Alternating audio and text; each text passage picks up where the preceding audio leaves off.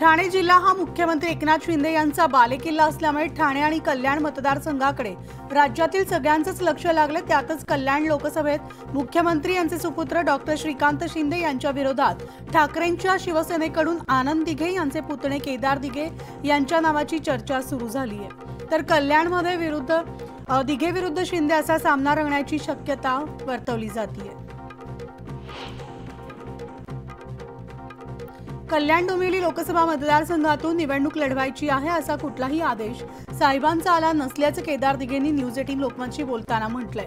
मात्र पक्षाने आदेश दिला तर मी निवडणूक लढवेन असं सूचक वक्तव्य देखील केदार दिघेंनी केलंय। मनसेला दक्षिण मुंबईमधून जागा देण्यावर महायुतीमध्ये एकमत झाल्याची माहिती न्यूज 18 लोकमतला सूत्रांकडून मिळतेय। रेल्वे इंजिन चिन्हावर निवडणूक लढण्यावर मनसे ठाम असून महायुतीने मात्र धनुष्यबाणावर लढण्याचा प्रस्ताव दिल्याचं समजतंय। तर चिन्हाबाबत आज दिल्लीमध्ये निर्णय होण्याची शक्यता आहे। वाशिम लोकसभा मतदारसंघाच्या उमेदवारीचा तिढा अजूनही कायम आहे आणि याबाबत शिवसेनेनं यवतमाळमध्ये पदाधिकारी आणि कार्यकर्त्यांची तातडीची बैठक बोलावली आहे। तर या बैठकीमध्ये उमेदवारीबाबत काय निर्णय होतोय याकडे सगळ्यांचंच लक्ष लागलंय।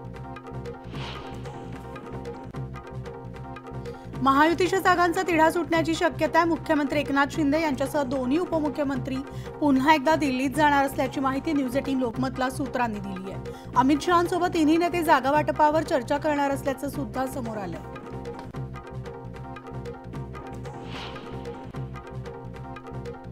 मणिपूर, मेघालय आणि नागालँडमध्ये भाजप लोकसभेला उमेदवार उतरवणार नाही तर त्याऐवजी भाजप एनडीए मधील घटक पक्षांच्या उमेदवाराला पाठिंबा देणार असल्याचं सांगण्यात येतंय। भाजप खासदार उदयनराजे भोसले केंद्रीय गृहमंत्री अमित शहांची भेट घेणार आहेत। तर सातारा मतदारसंघामध्ये भाजपची ताकद चांगली असल्यानं तो मतदारसंघ भाजपला मिळावा अशी मागणी ते शहांकडे करणार आहेत। जागा आपल्याला मिळावी असा उदयनराजे यांचा आग्रह असल्याची माहिती मिळते।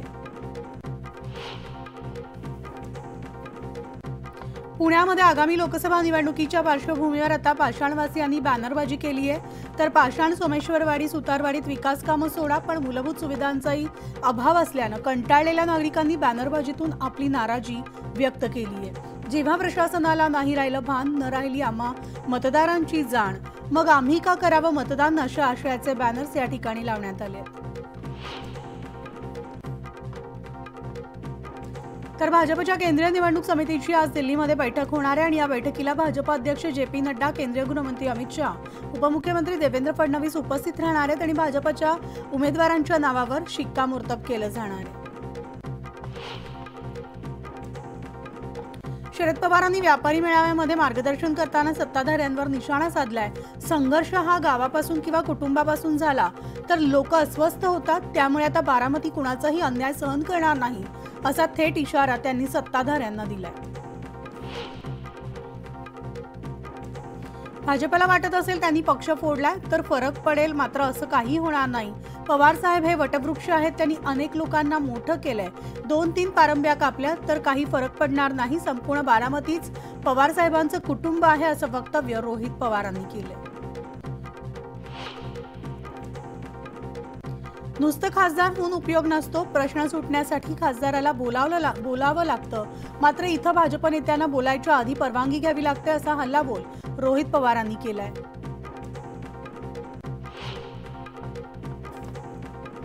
शिरूरमधील शिवसेना नेते शिवाजी आढळराव पाटील हाती राष्ट्रवादीचं घड्याळ बांधणार आहेत आणि आज उपमुख्यमंत्री अजित पवार यांच्या उपस्थितीत ते राष्ट्रवादीमध्ये पक्षप्रवेश करणार आहेत। विशेष म्हणजे आजच आढळराव यांच्या शिरूरमधून उमेदवारीबाबत घोषणा होणार असल्याची चर्चा आहे आणि त्यामुळे जर आढळरावांना उमेदवारी जाहीर झाली तर शिरूर लोकसभा मतदारसंघात अमोल कोल्हे विरुद्ध आढळराव पाटील असा सामना रंगणार आहे। एकनाथ खडसे यांनी लोकसभा निवडणूक न लढवण्याची घोषणा केली आहे। तर ही घोषणा म्हणजे पक्षामध्ये इतर कुणीही उमेदवारीची इच्छा व्यक्त करू नये यासाठीचा प्रयत्न असल्याचा आरोप मंत्री अनिल पाटील यांनी केलाय। एकनाथ खडसे यांनी सेटलमेंट केली असेल किंवा खडसेंना पराभवाची भीती असल्याची टीका अनिल पाटलांनी केली आहे। सांगलीच्या शिराळा तालुक्यामधल्या चांदोली धरणात आता 45% पाणीसाठा शिल्लक आहे। तर गेल्या वर्षीच्या तुलनेत यंदा 5 TMCनं घट झाली आहे। छत्रपती संभाजीनगर जिल्ह्यातील 2 तालुक्यांमधील 18 महसूल मंडळांमध्ये तीव्र दुष्काळ जाहीर करण्यात आला। शिवाय 50 मंडळांमध्ये दुष्काळ सदृश परिस्थिती जाहीर करण्यात आली आणि दुष्काळासाठी उपाययोजना आणि सवलती लागू करण्याचे आदेश जिल्हाधिकारी दिलीप स्वामी यांनी दिले। मुंबई गोवा हायवे धुक्यात हरवल्याचं पाहायला मिळाले। कोकणात उन्हाळ्यात सुद्धा दाट धुक्याची चादर आणि त्यामुळे होळी निमित्तानं गावाला जाणाऱ्या वाहनांचा वेग आता मंदावलाय। समोरचं काही दिसत नसल्यामुळे वाहतूक धीम्या गतीनं सुरू आहे। संभाजीनगरमध्ये गुरुवारी यंदाच्या उन्हाळ्यामध्ये पहिल्यांदाच 35.5 अंश सेल्सिअस तापमान होतं, तर आज सकाळी 37 अंश सेल्सिअस तापमानाची नोंद झाली आहे। आणखी काही दिवस तापमान वाढ कायम राहणार आहे असा अंदाज वर्तवण्यात आलाय।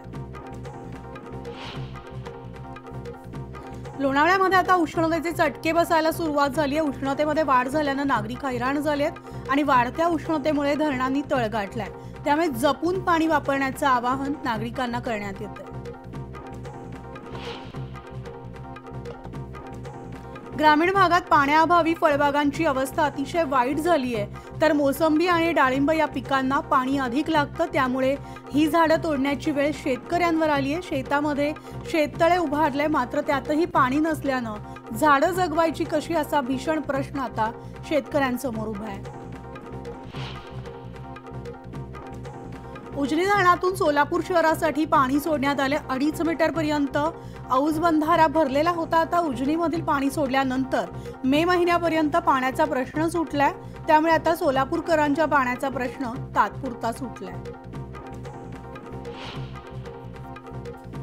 सांगलीमध्ये हळद गुळाच्या हमालीमध्ये 7.5% वाढ करण्यात आली आहे। त्याशिवाय महिला कामगार मजुरीमध्ये वाढ करण्याचा निर्णय बाजार समितीतील व्यापारी हमालांच्या बैठकीत घेण्यात आलाय।